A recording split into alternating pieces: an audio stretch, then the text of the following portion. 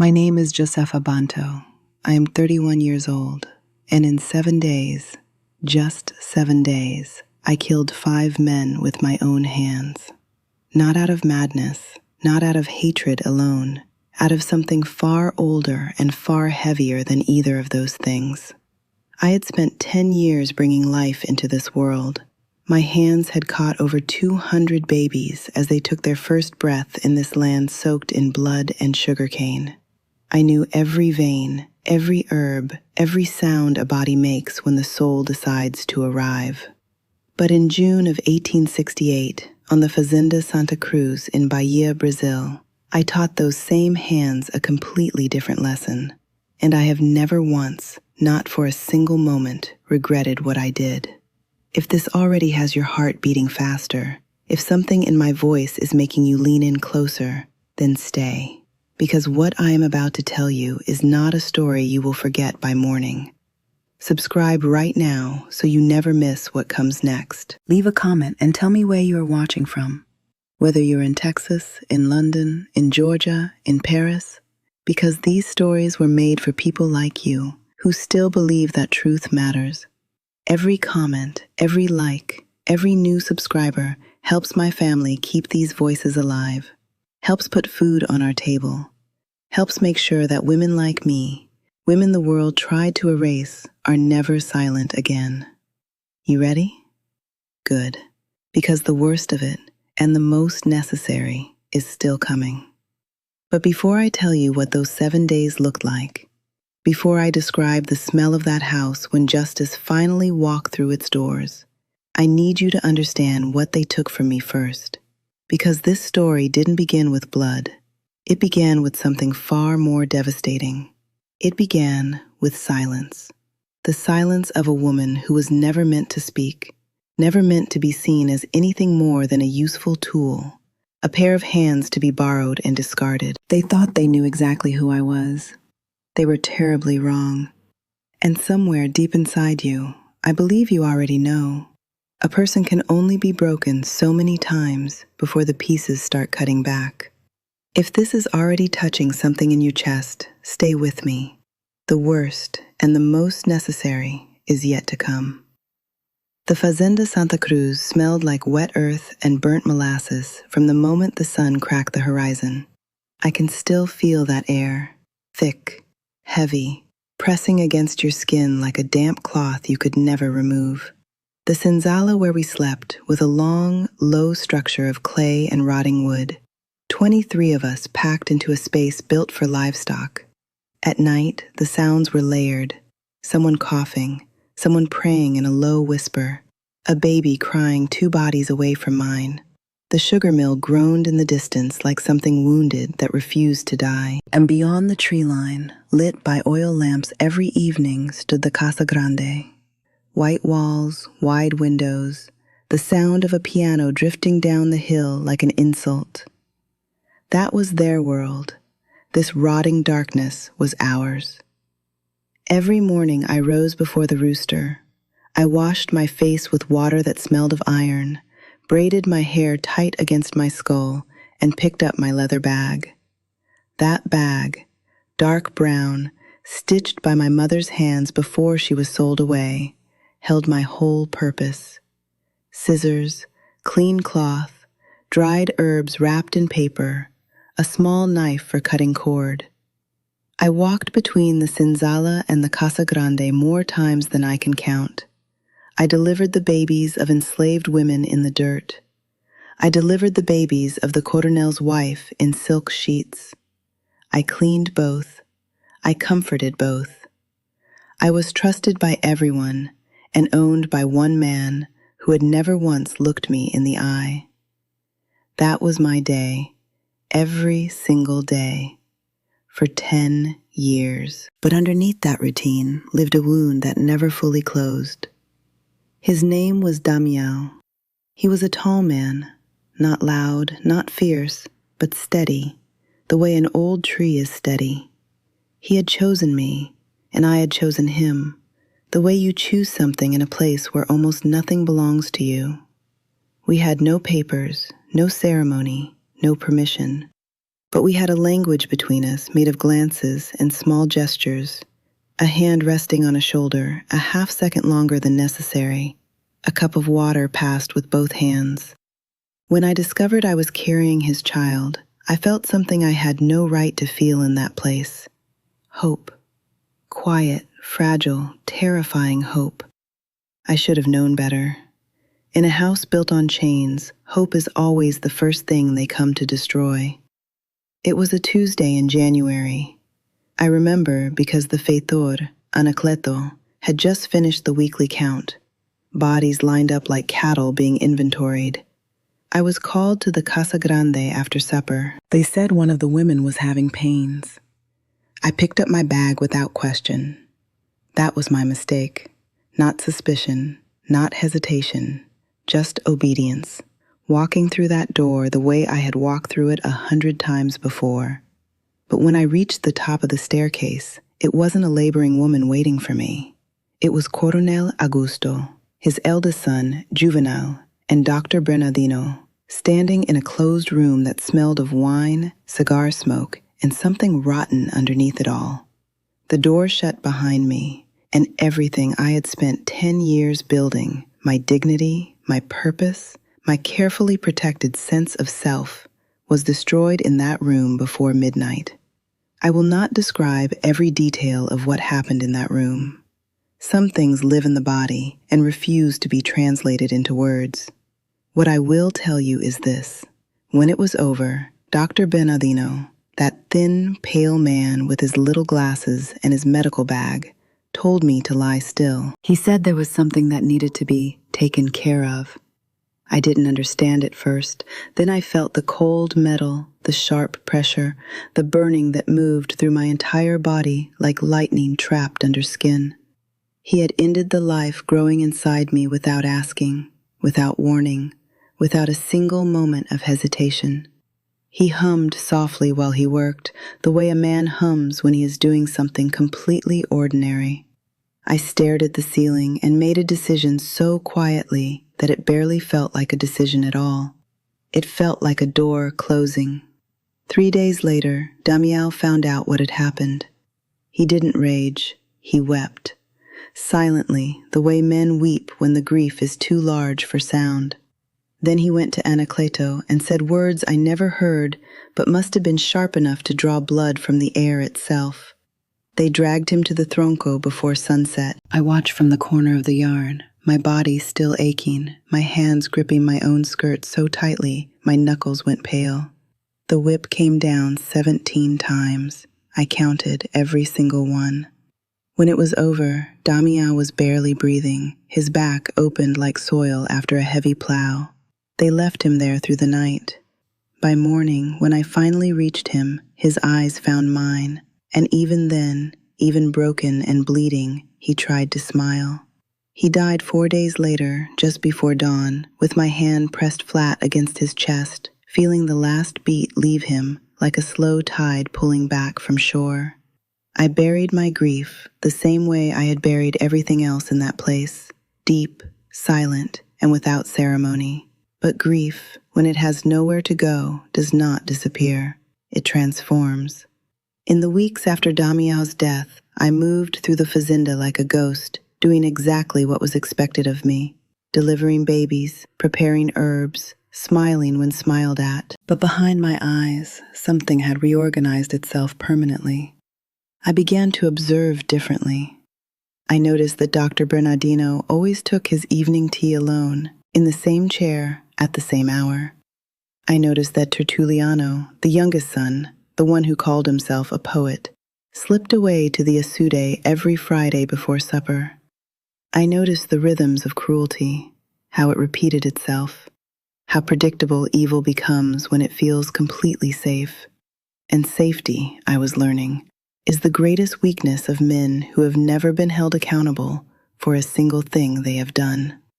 There were nights I questioned everything, lying on my mat in the dark, listening to the breathing of the women around me.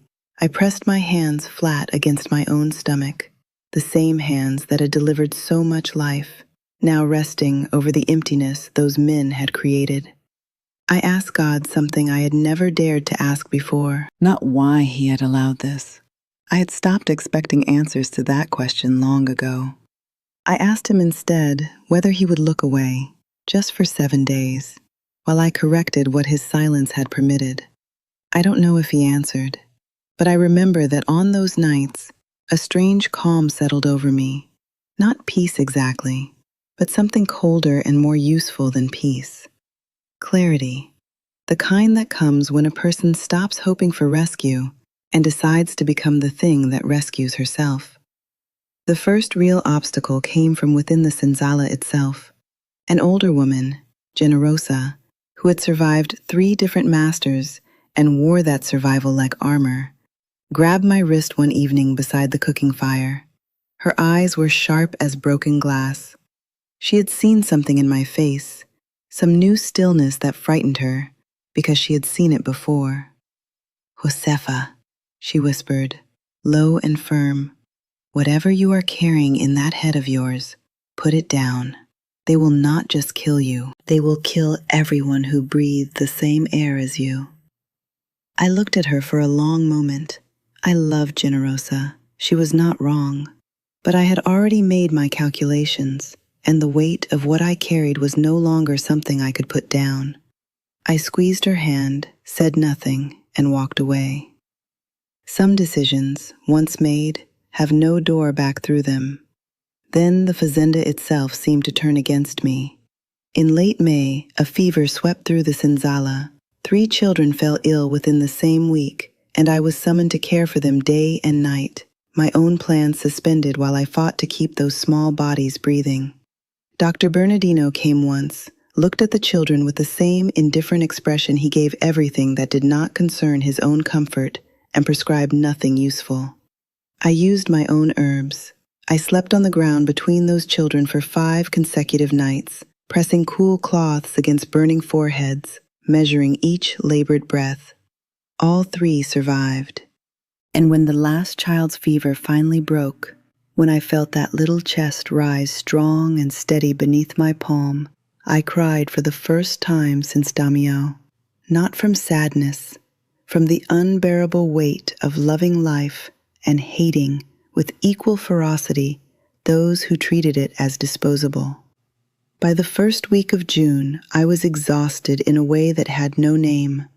My body was thin, my eyes burned constantly, and the plan that had lived in my head for months now felt simultaneously enormous and strangely inevitable, the way a storm feels when you have watched it building on the horizon for so long that its arrival almost comes as relief. I sat alone one afternoon behind the herb garden, my leather bag open across my knees, looking at its contents with the quiet focus of someone who has already crossed a line they cannot see but can absolutely feel. The dormidera, the bitter cassava extract, the scissors freshly sharpened. Each item sat in its place with a terrible patience. I closed the bag slowly. The sugarcane rustled in the hot wind around me. Somewhere up the hill, behind those white walls, 5 men were eating their supper without a single thought about me. That was the last night any of them would sleep without consequence. It was Generosa, ironically, who gave me the final piece I had been missing. Not intentionally, she would never have done that knowingly. But one evening, while sorting dried herbs beside me in silence, she began to talk about a woman from a fazenda in the northern valley, decades before either of us had arrived at Santa Cruz. A woman whose name no one remembered anymore, who had been a cook, and who had poisoned an entire family's Sunday meal without a single person suspecting her until 3 days after the last one had died. What silenced me was not the story itself. It was what Generosa said next, almost to herself, her voice barely above the sound of the wind. They never looked for a reason inside the kitchen. They were always too busy looking at the doors. I stopped moving, because in that sentence, I suddenly understood something I had miscalculated entirely. I had been thinking about what I would do. I had never fully considered what they would never think to see. Everything rearranged itself in my mind within the space of a single breath. For 10 years, I had been the most trusted person on that fazenda, trusted precisely because I was never considered a person at all. I delivered their children. I prepared their medicines. I walked freely between the senzala and the Casa Grande at any hour, carrying my leather bag, and not one of those men had ever once thought to question what was inside it. My invisibility, the very thing they had used to erase me, was the most sophisticated weapon I possessed. I was not a shadow in that house. I was the architecture. I was the walls themselves. And walls, when they finally decide to move, crush everything that believed them to be permanent. The 5 names on my list had built their safety on my silence. In 6 days, that silence would speak in the only language they had ever truly understood: consequence. The night before the first day of June, I sat with the most unbearable question I had ever carried. Not whether I would do it. That decision had been made in a locked room in January, sealed over Damião's grave in April, and confirmed in the herb garden just days before. The question was something older and more dangerous than planning. It was this: what kind of woman chooses this path and still calls herself human? I thought about the 200 babies I had caught with these hands. I thought about the mothers who had screamed and then wept with relief when I placed that living weight against their chests. I thought about Damião's last heartbeat under my palm, and I understood, with a clarity that felt almost sacred, that there are moments in a life when every available choice is wrong, and the only honest thing left to do is choose the wrong that you can live with, and the wrong that protects the ones who cannot protect themselves.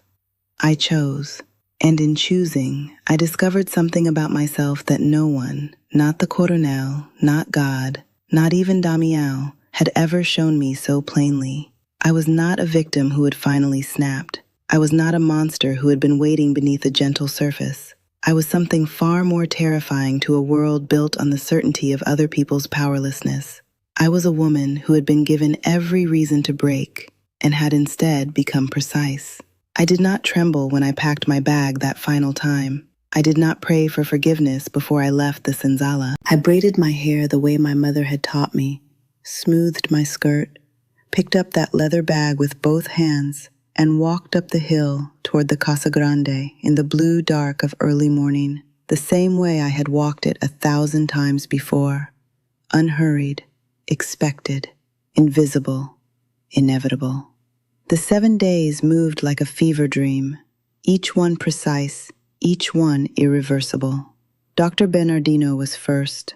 I prepared his evening tea with my own hands. The dormideira dissolved so completely it left no trace, no smell, no color.